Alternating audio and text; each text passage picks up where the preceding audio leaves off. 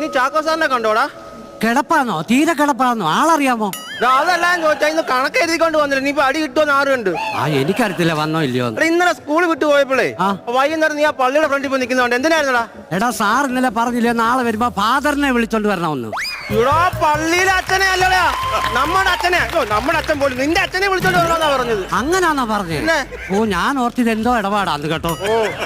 ഇന്നലെ പരീക്ഷ എഴുതിയായിരുന്നോ? ഞാൻ എഴുതി. എങ്ങനെ ഉണ്ടായിരുന്നു? ഉച്ച കഴിഞ്ഞത്തെ എനിക്ക് സൂപ്പർ ആയിരുന്നു. ഓ എന്റെ ദൈവമേ, എനിക്ക് രാവിലെ ആയിരുന്നു ബുദ്ധിമുട്ട്. എന്നാലും പിന്നെ തലേദിവസം എല്ലാവരും ചെറുപാലം കഴിച്ചിട്ട് കടന്നാ പോരായിരുന്നോ? അപ്പൊ നല്ലപോലെ പരീക്ഷ എഴുതാൻ പറ്റുമോ?